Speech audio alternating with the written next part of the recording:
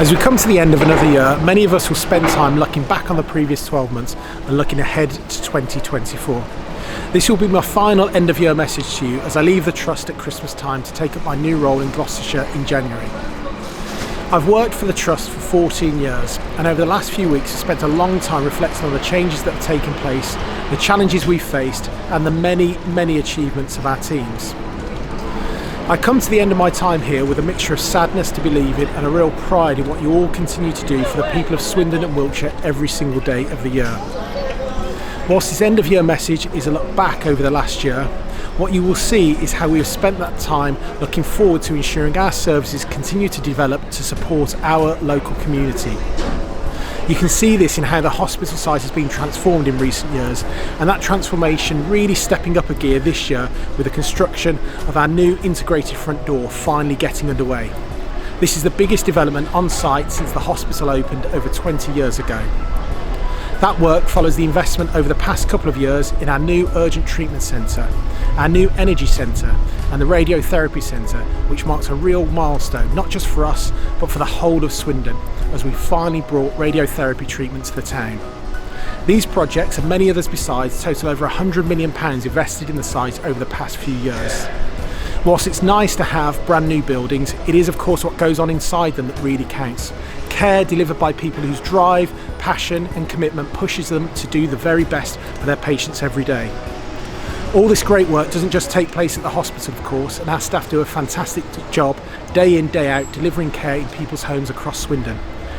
It is one of my proudest memories of the work we did in 2016 to bring adult community health services and secondary care services together under one organisation for the people of Swindon. I'm also proud of the steps forward we have made as an organisation on developing our culture.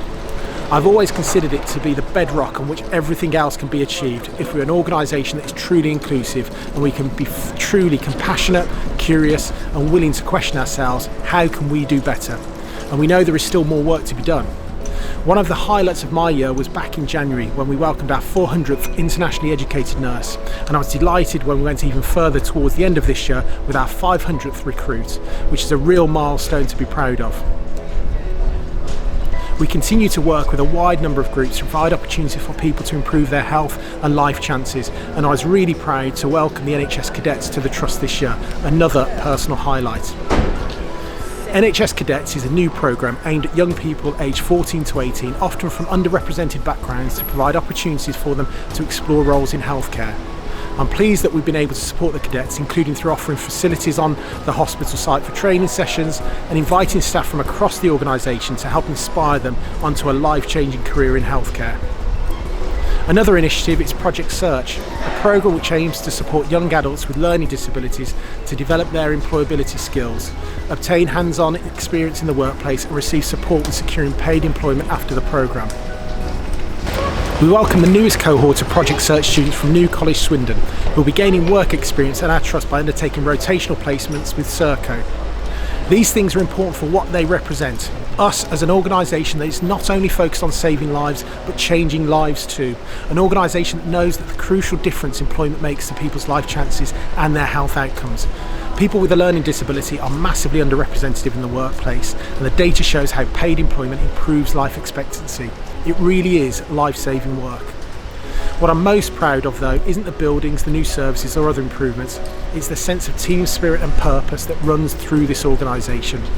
It was that spirit that enabled us to respond so well to the pandemic, continuing to provide care to our community in unprecedented times and learning a huge amount about what we could achieve together in the process. If you cast your mind back to March 2020, we were all faced with fear, apprehension and anticipation of what was around the corner. And when it came, our community was hit particularly hard by COVID, and we of course lost some of our own colleagues during that time. We rose to the challenge, demonstrating the spirit, the GWH family spirit, that is what makes this trust a truly great place to work and be cared for. But one also knows we don't get everything right, and we must continue to listen and learn so that we can do better for the next patient and our colleagues. In many respects, the path ahead is a trickier one, with ongoing industrial action, continued efforts to reduce waiting times, improve our productivity and deliver savings. But how we responded to our very biggest challenge should give us the confidence that we'll be able to deal with whatever will come our way in the future. It should instill a real sense of self-belief that we can do that if we stay united. Great Western is where my girls were born, and it will continue to be my local hospital.